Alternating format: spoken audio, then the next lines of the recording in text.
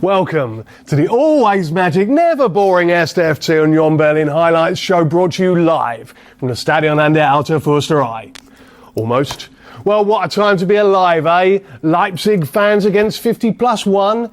FIFA giving out a peace award to the wrong guy. The Women's Bundesliga uniting against the DFB. Mainz with a likeable manager. All right. Sorry, that one's still a bit too raw. Well, how about a loss that felt like a win, a draw that felt like a loss that felt like at least a draw, and well, then bloody Wolfsburg and bloody Hoffenheim. Looks like the looking glass has pretty much opened up and sucked us in.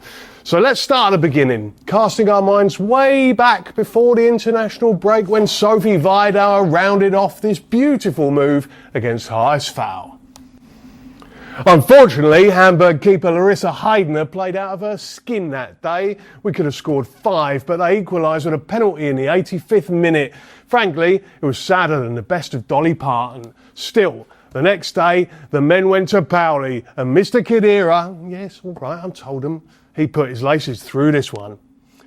In implied tribute to the departed Manny, Rani lit up a freezing night that the great Sebastian Bernig, who'd go on to make his 400th appearance on the bench at Union the next week, he described memorably as fucking dreckig. Yes, Andre's getting another assist for that one. And yes, it was colder than Gianni Infantino's heart in the Milan tour.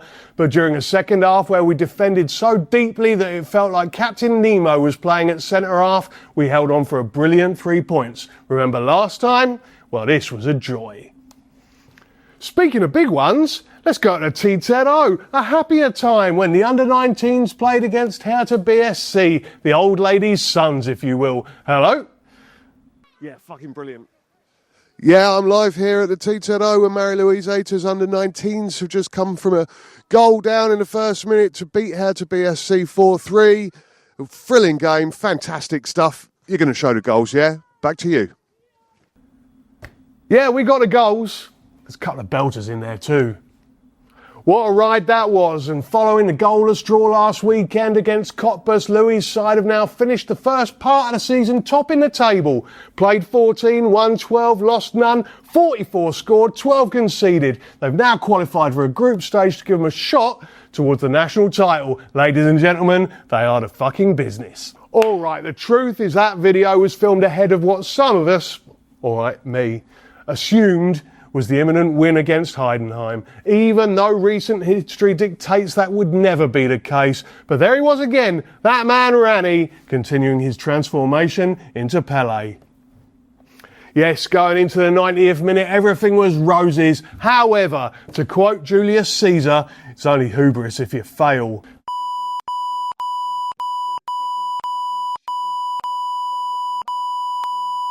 Heidenheim, 2 goals after 90 minutes. Where did that come from? Oh well. Next up came the magic of the cup, Bayern. Now this was a game. The Outer Försterei roared through an astonishing comeback, despite going 2 down, led by Leo Querfeld, putting 2 penalties past Manuel Neuer, a big man with a child's moustache. For only the second time in 960 games, the first came out of nowhere, as unexpected as the news that Uwe Neuhaus had given up the fags. Martin Peterson blew up for a handball that had taken place about a decade before. Still, we weren't complaining. Ooh, that second one was a delight. And what a night it was. Joy and pride filled the stadium, and we played some wonderful football in that second half. Daring, attacking, dashing. But then following those bruising last-minute goals against HSV and Heidenheim came a lesson from the masters in how to see out a game. Music, maestro. We have all the time in the world. It was a night enlivened by a wonderful choreo, not to mention the sight of Stefan, Bernie and Danilo doing their best Beastie Boys impression down on the touchline. Speaking of Hello Nasty, then came Wolfsburg, birthplace of Stevie Wonder, Cole Craig and George Clinton. Sorry, wrong Motor City. The press were keen to point out that their coach Daniel Bauer had made Magdeburg captain under Stefan a lifetime ago. Less so that he was booked in 50% of his games for Union, a record that makes Sergio Ramos look like Jesus Christ. Anyway, we had 21 shots to the hosts' 4, but while they had 3 goals, we only came away with 1. It was that kind of a day, and even Leo saw his penalty saved. It was, however, a pleasure to see Livan Buachu come on, as well as capping a starting Bundesliga debut for Stanley Nzoki. Yeah, he's having that one too. However, we must address something important.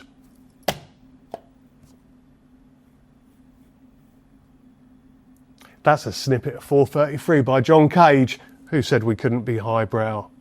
Yes, most of these games took place after 12-minute silences, or at least as close as we could get. It's not easy being silent when Joshua Kimmich is whining at the referee again in front of only 50 feet from you.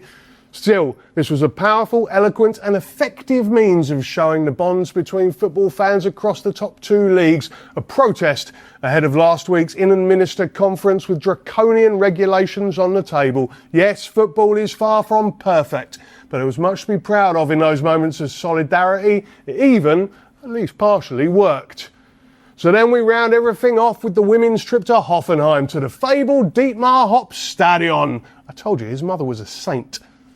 All right, again, the women were the better side for most of this. They had more of the ball, a damn sight more chances, and Judith Steiner particularly gave her all against her former club. But still, things just aren't going their way at the moment. You know the line. If it happens to the opposition, it's comedy. If it happens to us, it's tragedy.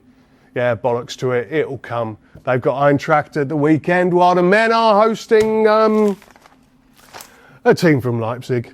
We'll start with a silence in that one too. See you in a fortnight.